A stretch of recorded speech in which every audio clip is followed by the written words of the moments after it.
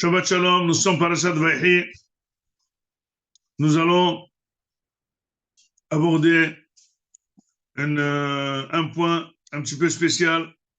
Yaakov Avinu ayant résidé en Égypte 17 ans, il comprend qu'il va mourir et il pense à l'enterrement.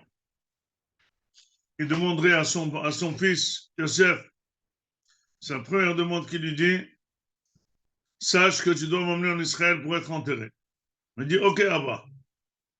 Il dit, jure-moi. Il lui jure, et là, Yaakov, il se lève et il se prosterne devant Yosef. C'est un petit peu gênant. 17 ans que son fils est roi, qu'il est chez lui, qu'il l'a ramené d'Israël, il ne s'est pas prosterné. Sur cette chose, il s'est prosterné. La question qui se pose, pourquoi il l'a fait jurer? Et pourquoi il s'est prosterné que dans cette demande? Les Mefarshim expliquent quelque chose d'extraordinaire. Ils disent que c'est une demande très très grave, très dangereuse. C'est une demande qui peut compromettre toute la place de Yosef.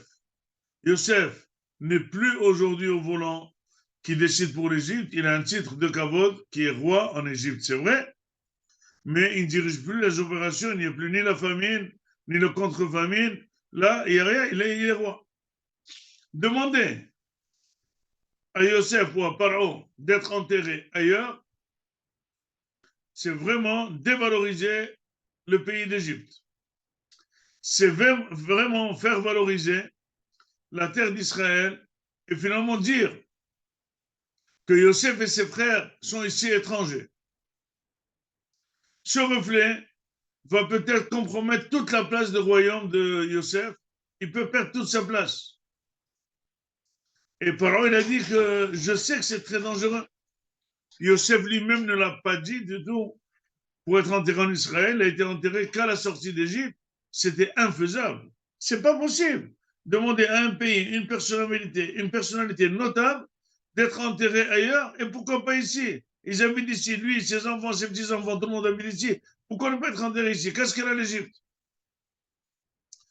Et donc, c'est pour ça que Yosef, quand il a entendu la demande, il a dit oui, mais Jacob a compris que c'est une demande très difficile à accomplir. Pour ce faire, il lui a dit jure. Il a juré. Quand il a juré, Jacob, il a dit voilà, maintenant je sens que Yosef, il est aussi sadique que je l'ai connu à 17 ans. Si, après être roi, tant d'années, il est capable de risquer toute sa place pour faire ce que je demande, c'est extraordinaire. Donc, ça veut dire que c'est un grand sadique. Là, je suis prêt à me prosterner.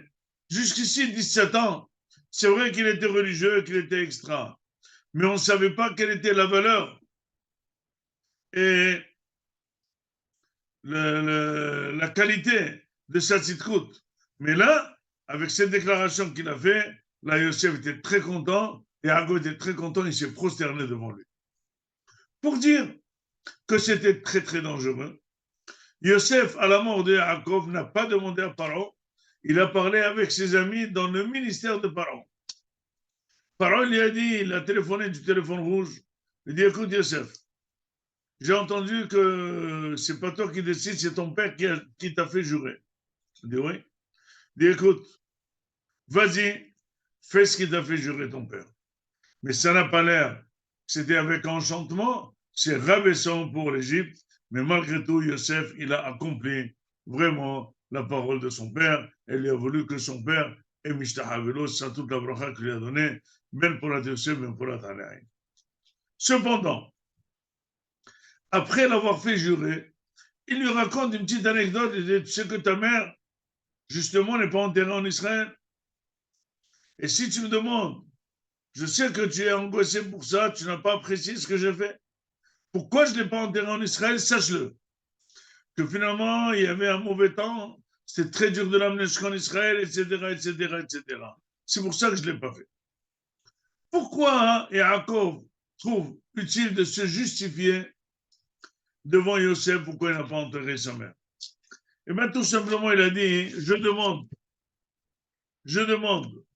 à Yosef de faire quelque chose. Si jamais moi, je ne fais pas ce que je n'ai pas fait ce qu'il lui demande, c'est sûr qu'il va pas pouvoir transgresser. Même si je l'ai fait jurer. Il dit, mais c'est pas grave. Mais mon père, quand un parent demande quelque chose à son fils et il voit le fils que le papa ne le fait pas, même s'il veut faire, il ne le fait pas par principe. Ne me demande pas ce que tu fais pas toi. Ne me dis pas ne t'énerve pas, c'est quand c'est toi tu t'énerves. Ne me dis pas lève-toi prier si toi tu ne pries pas. Ne me dis pas prie du livre si toi tu ne pries pas avec un livre.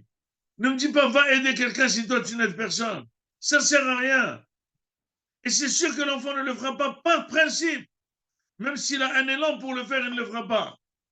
C'est pour ça que Yosef il a dit, que Yaakov il a dit, ça ne sert à rien de demander de monter en Israël, ça ne sera pas fait.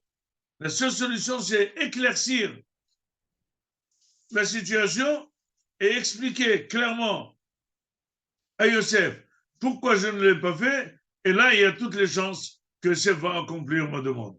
Voilà, Rabotai, les règles d'éducation. On ne demande pas aux enfants de faire. On fait ce qu'on veut que les enfants fassent. Si nous, on fait, les enfants, justement, ils sont là en admiration et ils veulent faire ce que les parents font. Mais si on ne fait pas, tu peux très bien éduquer, mais ça ne sert à rien. C'est pour ça que beaucoup d'éducateurs, ils perdent le temps à éduquer. Parce qu'au lieu de s'éduquer et d'être le modèle, ils éduquent les autres, et bien les autres, ils font la même chose. Ils comprennent ce qu'on éduque, mais ils font autre chose. Ils font réellement comme les parents ils veulent. Qu'on soit vraiment le bon modèle et que nos enfants puissent avoir la volonté et l'élan d'être comme nous. Amen et Amen. Shabbat Shalom, on me voilà. Hein?